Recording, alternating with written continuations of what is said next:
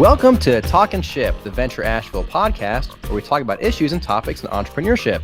If you're looking for our sister podcast, Ship Talkers, you're in the wrong place. That's our podcast about schooners, yachts, dinghies, catamarans, and center consoles. Wrong ship. We are here to talk about entrepreneurship. And who are we? We are the Venture Asheville team. Venture Asheville, it's okay to laugh. Venture Asheville is the high-growth entrepreneurship initiative of the Economic Development Coalition for Asheville-Buncombe County. We build entrepreneurs and get startups funded. I'm Jeffrey Kaplan, this ship's captain, director of Venture Asheville, and lover of, dare I say it, CBD glitter from the House of Branch Tracks. Thank you, Axie. With me, as always, is the wonderful, smart, talented, considerate, and creative Juliana Walker, our master of interactive media. Juliana, what's good? I'm doing well today. Excited about this podcast. I have never heard of CBD glitter before.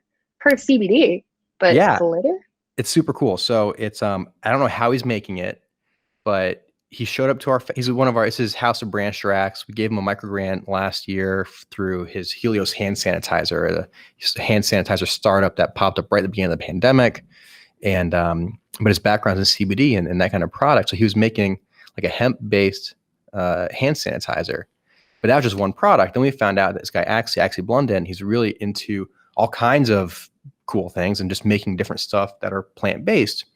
And it's actually Delta 8 CBD, and he turns it into glitter. He's the only person in the world making a glitter. So imagine making sugar cookies and sprinkling it on there. Or at our founders meeting, he took a water bottle and sprinkled some pink glitter in there, shook it up, it all dissolved, and he had a bright pink water bottle of Delta 8. Very cool. Wow. Entrepreneurship is everywhere. And it's just really cool. And he's a very fascinating, fun entrepreneur.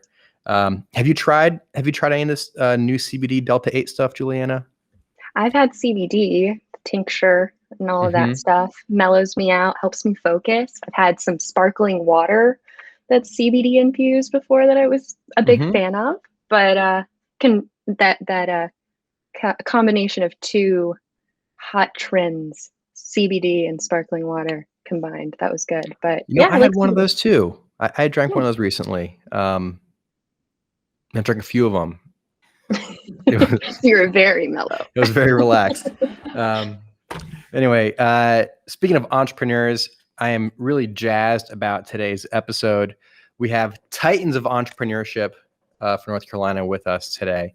Thom Ruhe, the CEO of NC Idea, and Amy Bastian, the senior director of NC Idea, focusing on grant making and empowering as many North Carolinians as possible with the entrepreneurial mindset, right? Which just opens up independence, self-reliance, financial independence, generational wealth.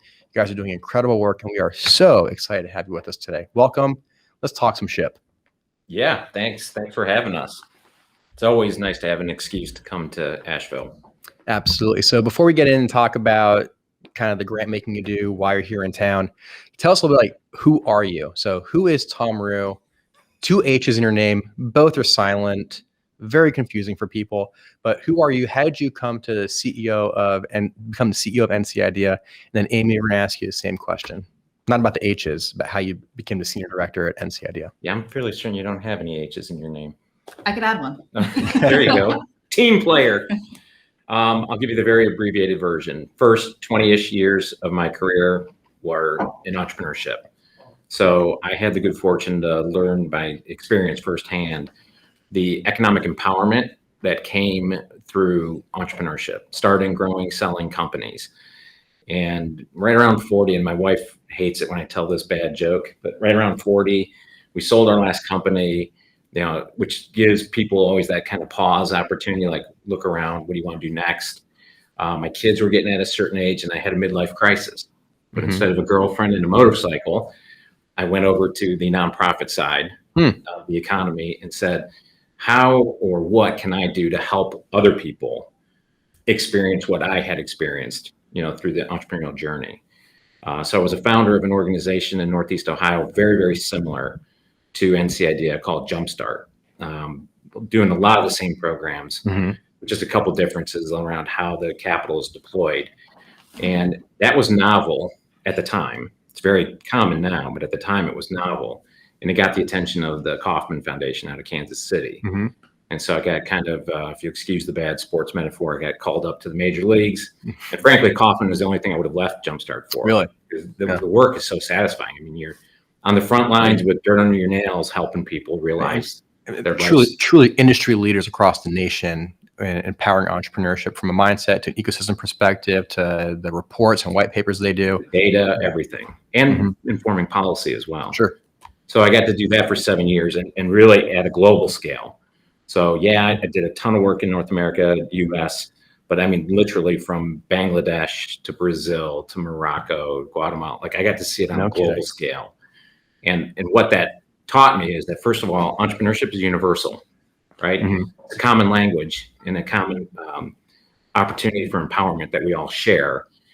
What's not common is access to the resources, the benefits, the networks, the mentoring. And so that was a great experience. It gave me lots of global perspective, but it was also an ivory tower. I mean, the Kauffman Foundation is the Kauffman Foundation, sitting on a very, very, very large endowment, deploying very large sums of money, where unfortunately you're a little bit detached from that. And so I really wanted to go back to getting my entrepreneurship cards punched again. So I did my 7-year run, told my social network, like, hey, I'm looking for another challenge. And it was dumb luck coincidence that NC Idea was doing a national search for the second leader. So to take over from Dave Rizzo, who was the founder of the organization, my predecessor. And it worked out. And a little over 5 years ago, I came down here to work with awesome people to do really important work. Yeah. And Amy is awesome. Amy, you and I met a couple years ago for the first time at NC Idea. I don't believe you were working there when I went through an NC Idea program called Groundwork Labs. No, but I did hear all about you. Oh, did you? Everybody's heard. At that time, I went through Groundwork Labs with my app called Dog Friendly. This isn't a dog ship app podcast. We're not going to talk about dog apps on here. But yeah, that was a nice little app, tiny little acquisition 3 years ago, and extremely informed by the time in Groundwork Labs, and being in Durham for 15 weeks was incredible. But I guess you must have, I was 2015, early 2015. So when did you join NC Idea? I joined in mid 2018. Okay. So kind of this time, but 3 years ago. Seems honestly with COVID, like a decade ago, different world. Isn't that the truth? Yeah. So I definitely had a different path, clearly, than Thom did to get to NC Idea. So I haven't been an entrepreneur myself, but I've been the spouse of an entrepreneur. So I say with a lot of empathy. So I've always worked with nonprofits, from public radio to large environmental organizations, moving around the country and actually even overseas with my husband. So I've seen the ups and the downs. Like, I know the hard calls you have to make. I know the decisions that are not just for the founder, but for their family and their larger network about when do you say it's time to, this startup, this company, it's not going to go past where it is, and to actually call it quits. So I've been part of those decisions and kind of the stable job holder. So again, I always think it's, we'll get into this, but we talk about with our grant applicants for some of our grants to have a full-time founder. We understand that's not an easy thing for a lot of people to do. But I've always, worked with nonprofits. And when we moved to Durham, I was working remotely for a large nonprofit out of DC. And then after a number of years, we were like, all right, Durham, we're staying. North Carolina, we're staying.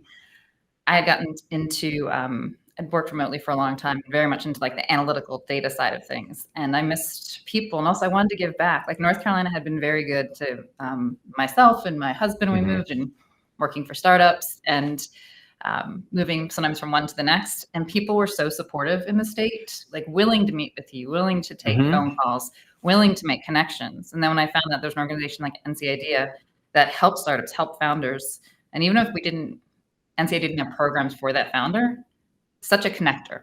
And Absolutely. I was like, oh, that'd be such a great way to give back, since we had benefited from just the goodwill and the helpfulness of people in North Carolina. It's like people talk about the Harvard MBA. It's more valuable in the network you get than the education you're getting, because you can get reading the same books, you can get the lectures online, whatever, right?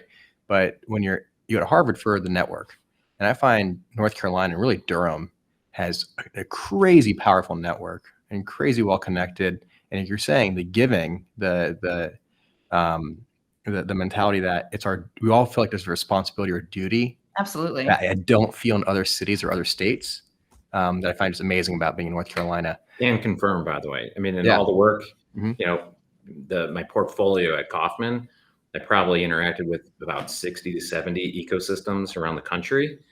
And, it wasn't by accident that I took the job, Mhm. right? There's so much going for entrepreneurship here in the state of North Carolina, and in particular that it's very collaborative, more so than Absolutely. most other states. And we can talk about another day about what makes those, what is so idiosyncratic or quirky about North Carolina that has that value.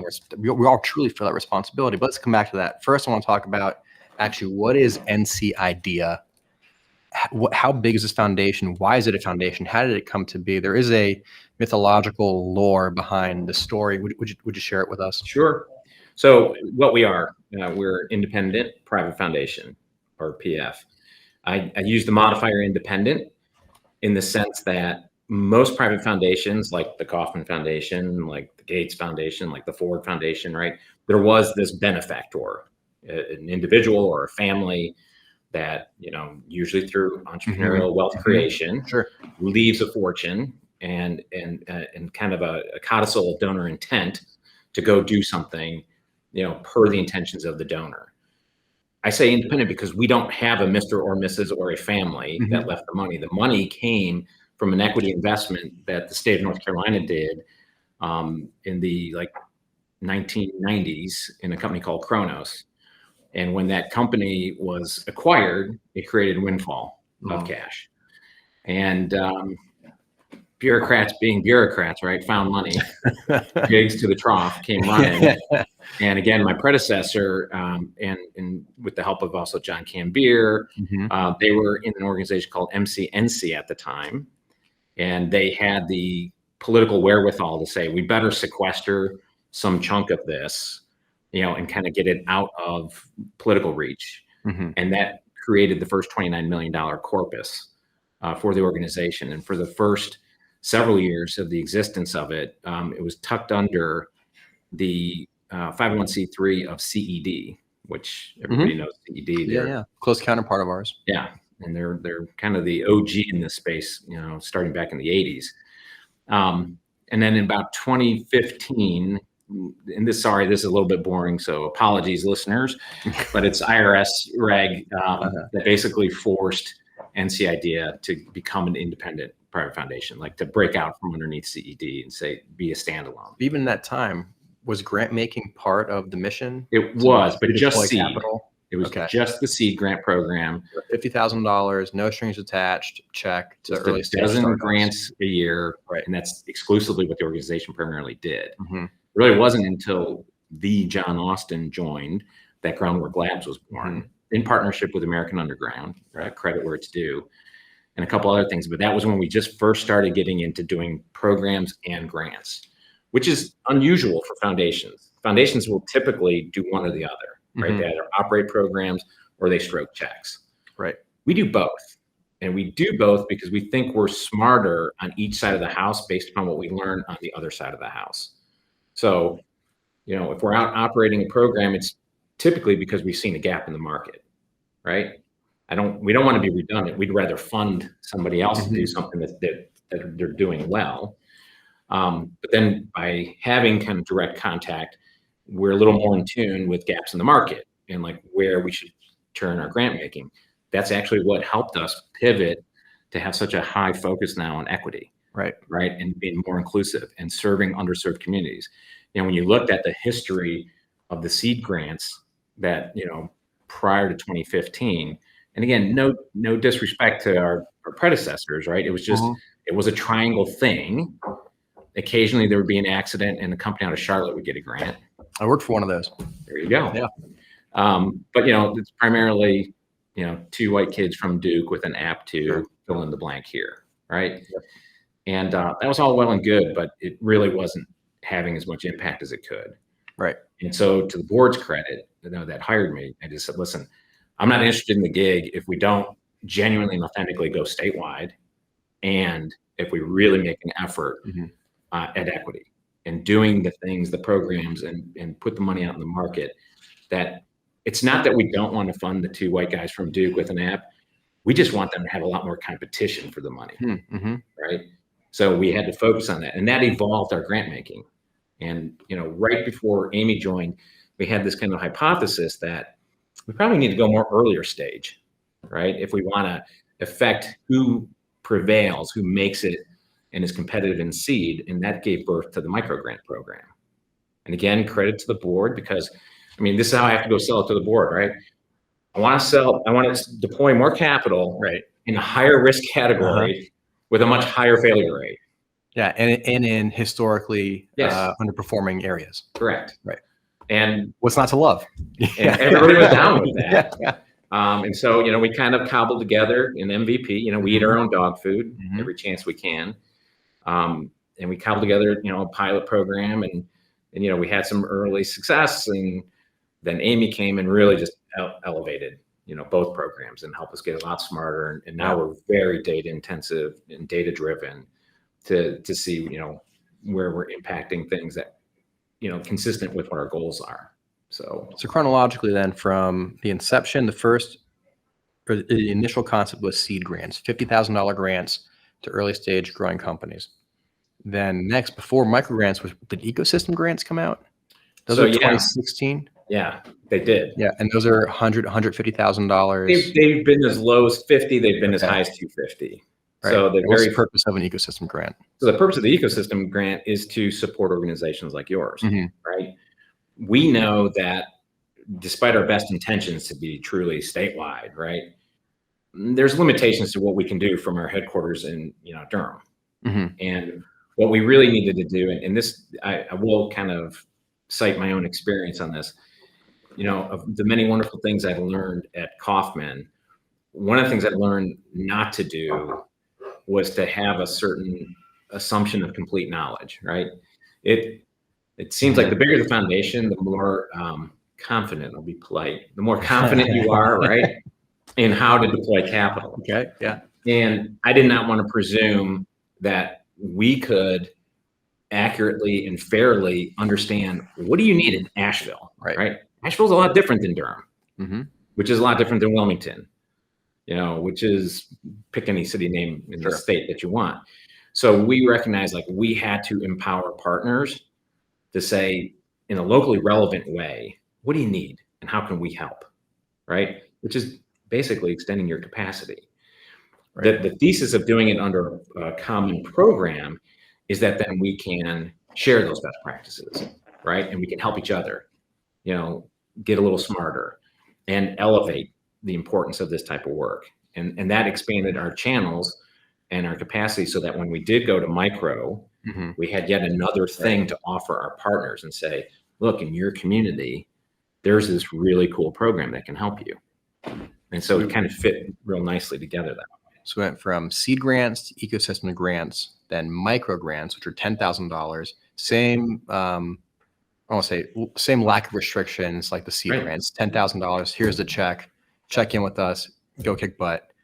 Then you also have engage grants. Right. Did those come? Am I getting this order you right? Are. Very. Engage came before micro, I think. Before or about the same time, but the important part of that is engage is to ecosystem what micro is to seed. Right. Right. So micro helps us kind of, do a little foraging for the companies that are going to have the higher potential. And one of the goals we have, with micro is the companies that prevail and get a micro grant, our hope is that within 1 to 4 cycles, they're going to be competitive for a seed grant. And do you offhand know how many have gone from micro to seed that have won both? I know a local one I'm very excited about. I believe it's 5. 5 have done it so far. Yeah, Devil's Foot's one of our local ones. Yeah. And so, we're excited about that too. That's a really cool thing. We were just in Charlotte yesterday. You should mention you here on your statewide road to promote the grants. This is next week. We'll be on the coast. We had another one that double winner that spoke at the info session. But the engage grants there's like micro, there were so many cool things happening, but not at the level that we would warrant, putting 100 grand into. Right. But still super impactful, engaging in a very local, way. And we just wanted to say, hey, let's help. So and we've had probably, I think it's over 10 engage grant that organizations that started as an engage grant that are now a full-blown ecosystem partner. No kidding. Wow, that's great. That's an incredible stat. I didn't realize that. And I'll mention one engage grant was, for example, you guys helped with Hatch This here, which is our version of a startup weekend, I think in 2018, maybe 17 or 18. All right. So that takes us to about 2018 with engage grants. And then there's still programming. Groundwork Labs became NC Idea Labs, right, which is a four-week version of the longer accelerator focused on customer discovery. And then has there been anything between that and the Black Entrepreneurship Council and the Black Ecosystem Grants? Ice House. Yeah. Ice House, right. So let's talk a little bit about Ice House. So, one of the things that, one of the last programs that I launched at the Kauffman Foundation was an entrepreneurial mindset curriculum. And we call it entrepreneurial mindset because, it was born in the foundation of entrepreneurship. Everything's, wrapped in the entrepreneurship blanket, but it's really a life skill class curriculum. Because what we see is, the entrepreneurial mindset curriculum of Ice House does not talk about MVPs, cap tables, customer validation, acquisition. It's about, persistence. It's about the power of choice. It's about recognizing problems as opportunities. It has a much broader impact, like on human beings, like their locus of control. It helps people go from an external locus of control. The world is something that happens to me. I'm powerless, right? Learned helplessness. To no, an internal locus of control that says, no, I can react to my circumstances. I can react to my surroundings. I can engage. I have empowerment to do things differently, right?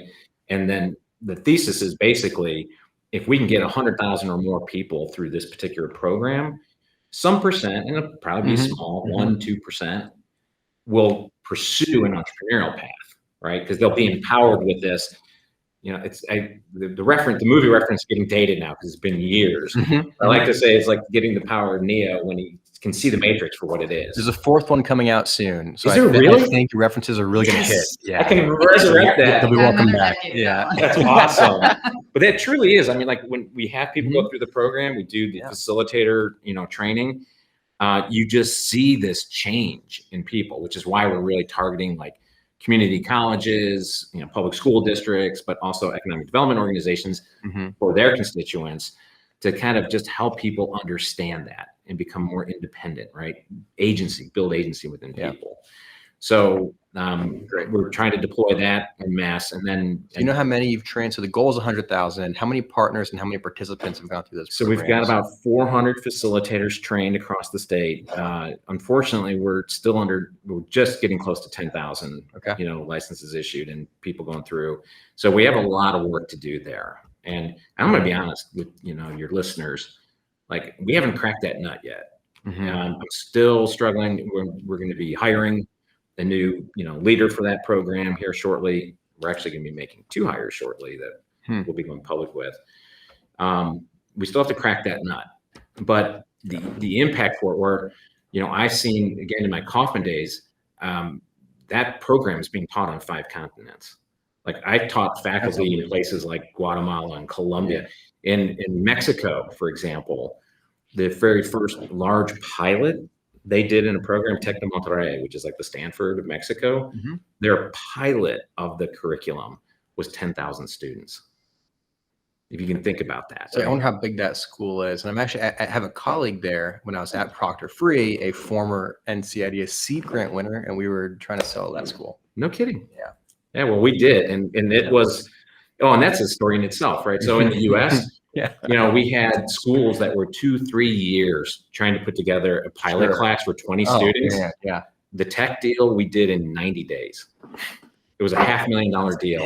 And it was done in 90 days. Yeah, because higher ed sales are a whole beast. They are, but to the credit of a lot of Latin America, they understand. The rest of the world understands the power of entrepreneurship. Like this thing that used to be historically like this US secret, right? Like our competitive advantage, that's out.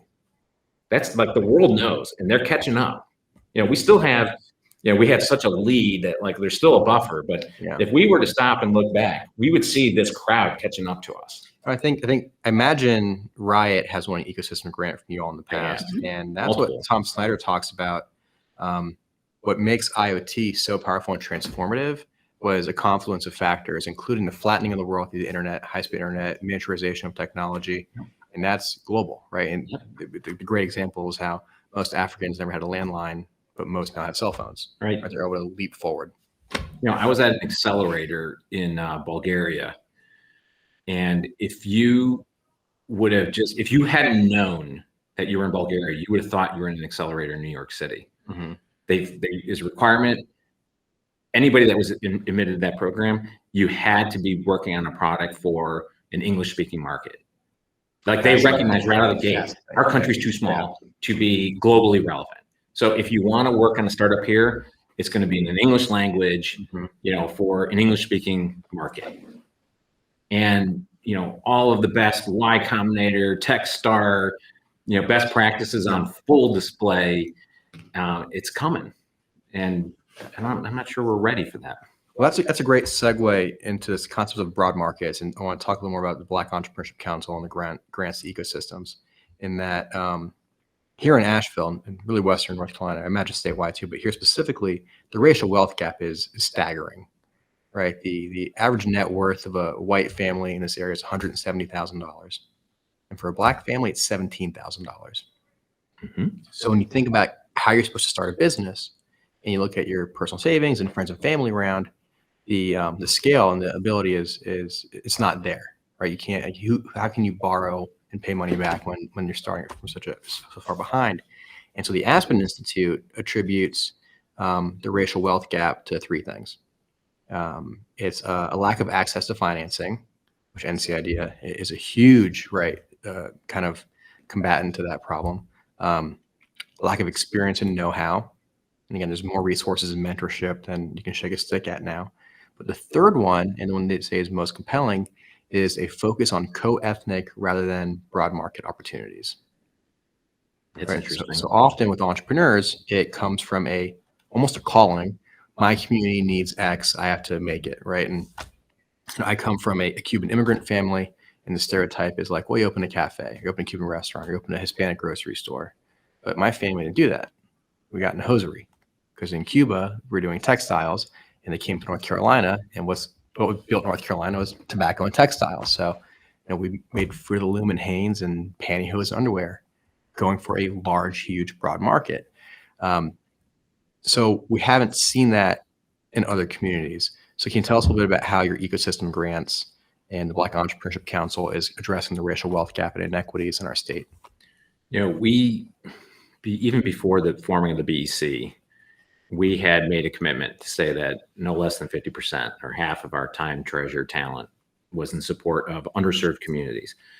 We use that term, I know it's imperfect, underserved, and just kind of the inside baseball, how we define it for the purposes of our programming and aspirations are minority founder, female founder, rural founder. And we define rural by the state's definition of tier 1, tier 2, right? Yeah.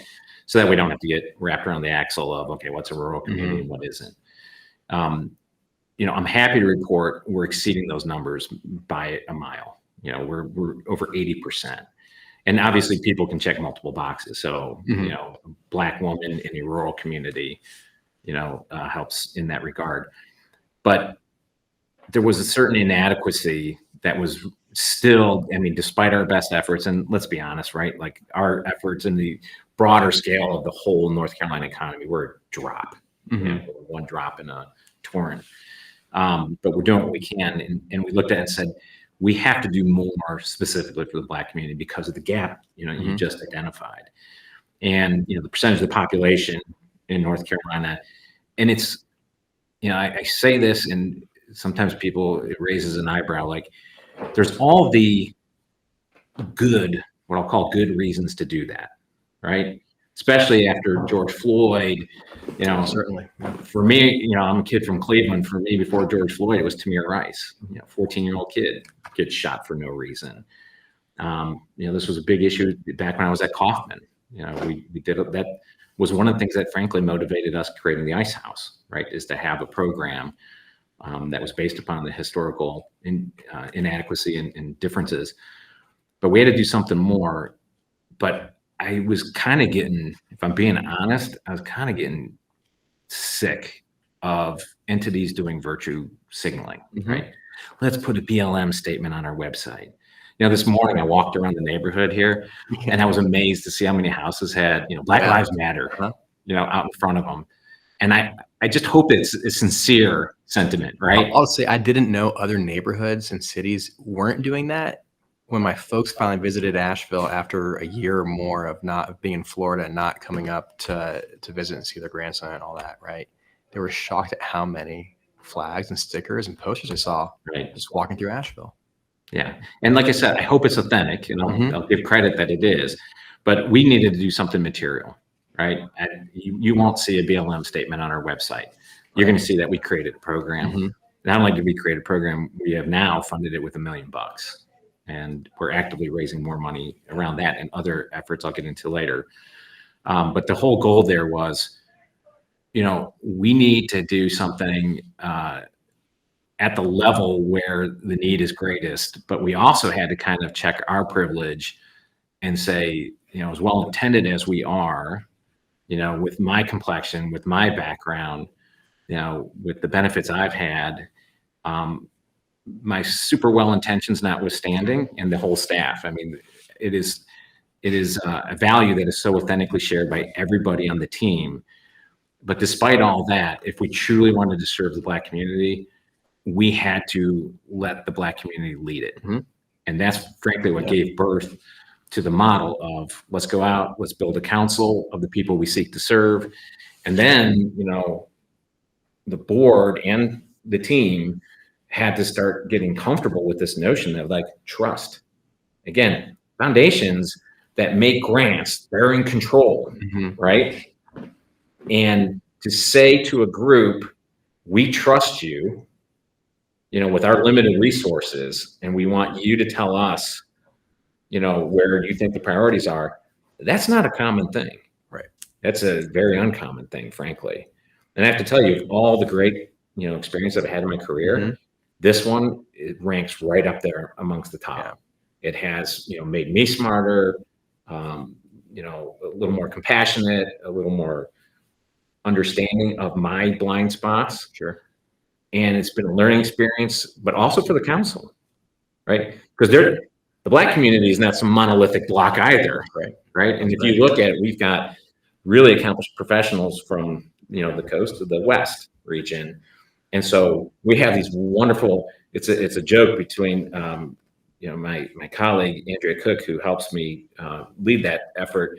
We schedule a council meeting for an hour and a half, and we know we better block off at least 3 hours. Yeah. Because we're never done on time, because we just have such really great debate, right? And that process, as painful as it is sometimes, is what produces the best outcome, in my opinion. So, we just did it again, a re-up of $500,000. We did receive funding from a historic grant from the Research Triangle Foundation, which we were very appreciative of. They made a $1.25 million commitment to us. The Weggy Foundation gave us $100,000 for the BEC. So we're going to be having a meeting very soon to talk about how we're going to deploy another $700,000. Phenomenal. Under the auspice of the council, and hopefully that's just a down payment on a lot more money to be raised. That's phenomenal. We're getting short on time, so I want to move through a couple more questions. How unique is NC idea? I mean, the idea that the state made an investment, it was put into an independent nonprofit foundation. I mean, do we see this in Georgia, Florida, South Carolina, Colorado, California? I mean, this model, I don't know of any other groups that do anything like this, but you have much broader experience in across cities and states and countries. What else comes close to this? So you got to put an asterisk to it, because, I've been here now for 5 years. So my exposure beyond North Carolina is somewhat dated now. But at the time that I came over to take that role, very, very unique. Right. Very, very unique model.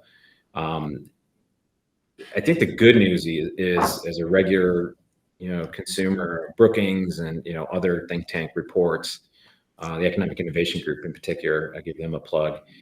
Yeah, I think there's more of it coming. Like, I think communities are out of necessity starting to get more and more creative.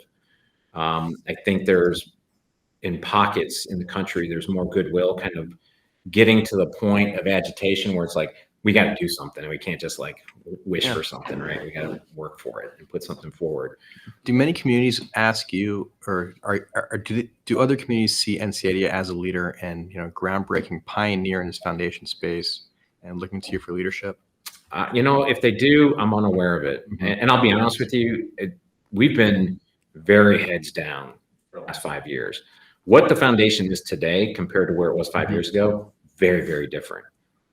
Prior to 2015, the primary thing the foundation did was make 12 grants a year. Right. Last year, our fiscal year just ended June 30th, so we're in the new fiscal year. Last year, we funded 50 companies. Unreal. Okay, 50 companies, and we did about 70 engage grants and put out about 24 ecosystem partner grants. So total cash deployed in the last fiscal year, how much was that? Just over $3 million. And I should say, this year will break. So last year broke the prior year's record. Right. In a pandemic, right? In a pandemic hit, an economic crisis. Markets tanked. Our endowment wasn't immune, right? Like everybody was looking at just dire, oh boy, what's going to happen now?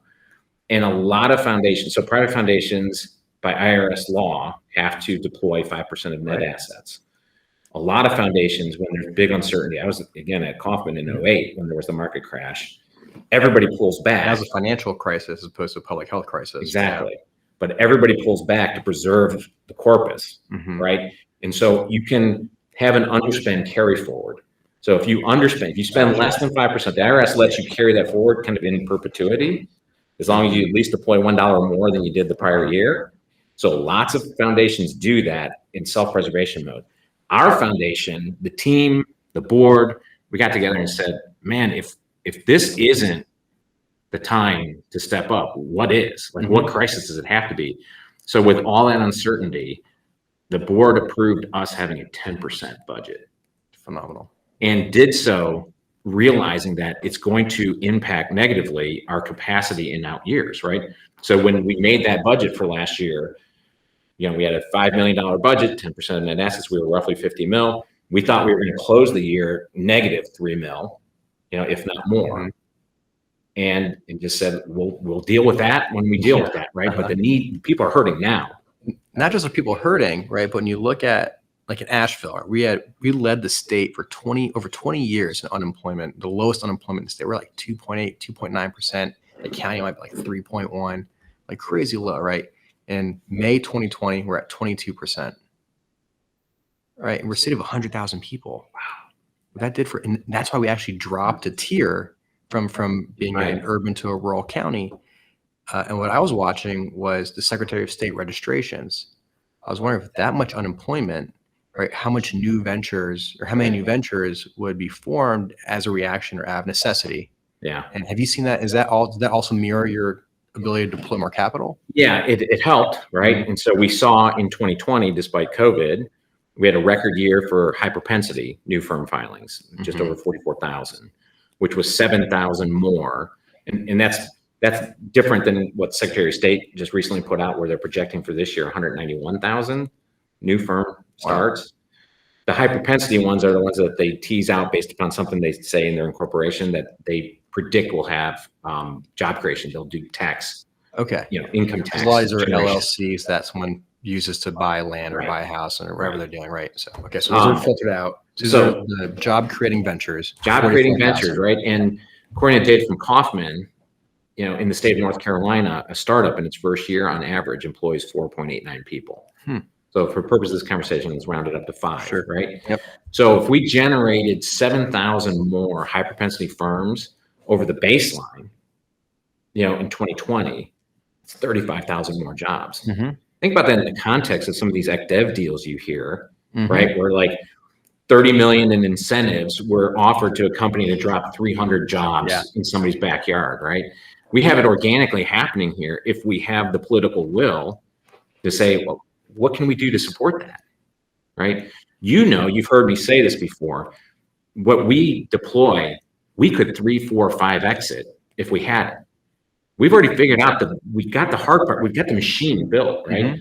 But every grant cycle, for example, where Amy draws the line because she holds the checkbook, right? And these are the 8 companies that are going to get funded out of the 200 that applied, right? Many that are worthy. Oh, like the difference between number 8 and number 9 is subjective, right? It's, there's usually a cliff, but it's usually well beyond where we draw a line. We draw a line because we only have so much money. Now we did luck out in February of last year, we did change fund managers. So 60% of our endowment was in cash when the markets went down. So instead of finishing at 47 million last year, we actually finished closer to 58. Not bad. So the board, plus that we did a 10% budget, right? Yeah. So, and the board was true to their word because we said back then last year, we said, oh, by the way, we have to commit to this for at least 2 years too. Yeah, good. So this year we have a, $580 or $5,800,000 budget. And so we're gonna beat last year. Amy promised she's gonna give more than 50 grants to companies this year. So we got so much I want to keep talking about. First, let me add a data point to your the average startup in the first year is going to hire 5 people. We look at Elevate Companies, which is our mentorship program based on the venture mentoring system from MIT. We've had, I guess, 60 to 70 companies go through. A third of those fail out, a third graduate, and a third are active. So we have like 20 active right now. In total, they've created 277 jobs. When you look at the ones that are active or that are doing well, as in not going down, the ones that are going up, they create between 8 and 9 jobs per company, right? It's phenomenal. And they're paying on average over $65,000 a year to each of these jobs. And the average salary in Nashville is just about $41,000. Right. And so you look at, like, what does it cost to run Venture Asheville through our Economic Development Coalition, which we're part of the whole EDC and the chamber system and the county. We're a public-private partnership, right? The ROI on our budget's like $40,000 a year to do all of our programming, right? The return we're getting for our community off our budget. Yeah, that's wicked. I think it's unbelievable. And one more I'll share to talk about, I got to brag on this one. In 2019, we did a road trip, a startup funding road trip. We saw you all in Durham. You hosted some American Underground. That road trip cost $2,000 of our budget to pack a van full of startup founders and hold pitch events across the state. Did it over 3 days, 5 cities. We came back really fast paced. End of that year, that road trip raised $1.4 million in investment. Yeah. Yeah. For $2,000 investment from the city and the county, unbelievable. 700x. You deserve a lot of that credit, though. And I'm not saying it's because you're hosting us, but you've been, you've been doing a great job here in elevating that. It really should be pointed out. And the fact that the chamber embraces it too, not all chambers do. Let me tell you this. It's very progressive that we do. It is very progressive because, when you think about, chambers are member-based organizations. That's right. Right. So they get their dues from companies. And so when a chamber has ever said to me, and I used to get this all the time in my Kaufman days, chamber says, oh, we really want to promote entrepreneurship. And I'm like, that's great. Why don't you do this? Put a survey out to your membership and see how they feel about you using their dues to fund startups and see what they tell you. Right. In theory, everybody says, oh, entrepreneurship's great. Like, I want that. But then they go, wait a minute, you're going to take my dues to help a startup who's going to compete against me? Potentially. Yeah. No, thank you. What we're finding is, we say how we're different from the chamber membership. This is a conversation we have a lot is we're building small businesses that want to become big businesses or companies in Asheville that almost exclusively sell outside of Asheville. Right. And we work in a very small part of the economy here, the 1% of the information economy here. 30% of our economy is leisure and hospitality and tourism. We're in this like 1% of information in IT companies, right? That's where we work. We could talk about this. I'd love to do another conversation with you all about how EDOs and startup organizations, ESOs and EDOs and chamber world. It's fascinating. It's a great conversation. I think a lot of people are always curious and confused on how we operate and how we work. Right. We only got a couple minutes, so I want to ask you, God, on this list of questions I'm looking at, I think we covered 2. But I want to ask you the third and final, the final question here is, what is next for NC Idea? Where do you guys go in the future? And the immediate future is we're taking a tour of the new Hatch Innovation Hub. We got a happy hour tonight with all the founders in the community, and tomorrow morning is an info session. This isn't live, but if you missed the info session for the grants, they are streamed online, right? So on ncidea.org, we can find them. The recording of the webinar we did earlier in the week is there. So all the information is on ncidea.org. Thank you so much, Amy. And then what's next for NC Idea? Tease it or announce it. This is, I always ask people on the podcast, if you have any like secret announcements you've been holding back, now's a great time to reveal them. Yeah, you want to break some news, right? Love that. I'm sorry, I can't like break something really, but I will tell you. We'll have you back. I'll tell you what encourages me as much as gives me anxiety. And you're going to hear this in our summit later today, the Ecosystem Partner Summit. It's part of my prepared remarks. We are all living in a historic time right now, for good and bad. There are competing forces working against our collective self-interest. And I'm going to try to stay apolitical on this, but you know, when you see the fact that the United States hasn't even cracked the top 12 most vaccinated nations in the world, right? There was a time like we took pride in leading the world, being a beacon, you know, of what's right and smart and high tech, right? And really lauding an example of a quality of life that others would aspire to, right? And that's spilling into all facets of society, right? I'm convinced there are forces that are profiting, and there's just nefarious intent everywhere. And that's the part that gives me anxiety, right? Because we have to wade through that. But when you look at what entrepreneurship can do for people, for communities, for organizations that can kind of rise above that, it's going to be the antidote to a lot of this.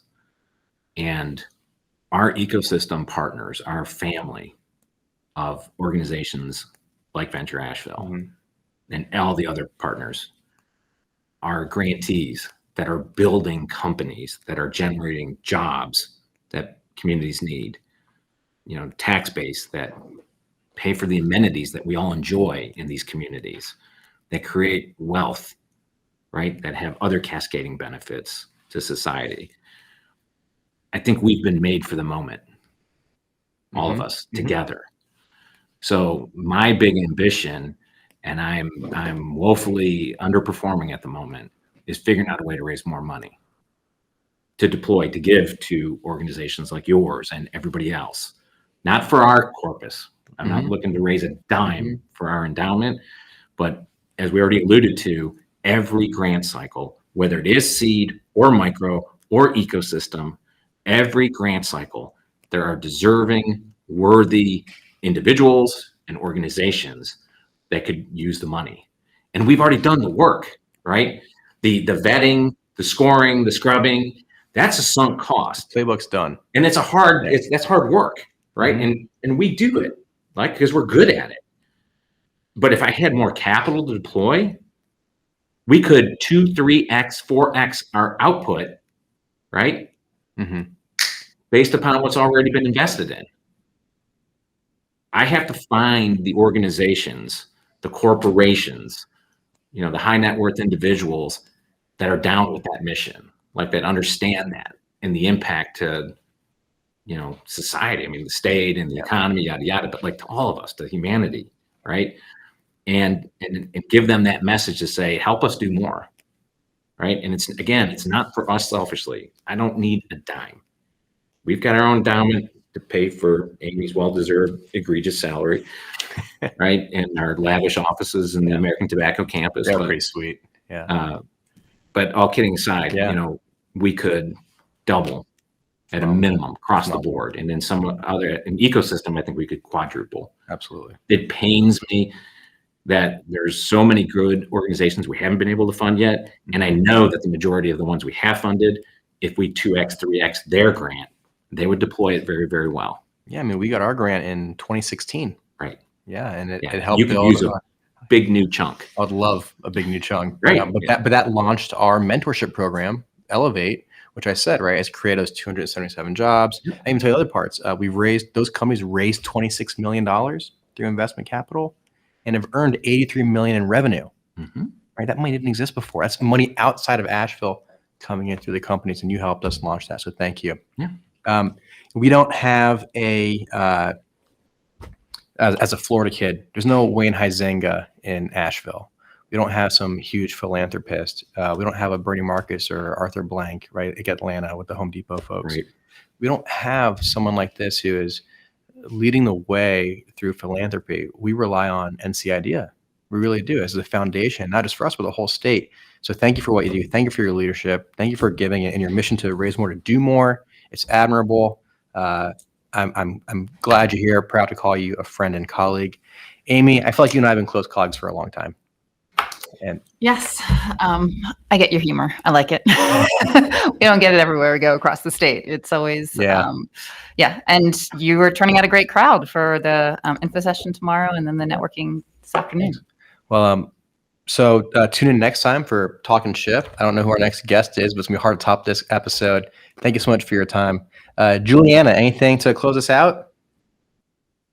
No, I mean, this was absolutely incredibly informative, and it's just great to hear all of the great work that NC IDEA is doing. Thank you to Thom and Amy for joining us. That's right. Thom Ruhe, CEO of NC IDEA, Amy Bastian, Senior Director, not the Senior Director, Senior Director of NC IDEA. That was my pen flying across. ncidea.org, apply for grants, be entrepreneurial. That's good stuff. Thank you all so much for your time. Thank you for having us. Thanks.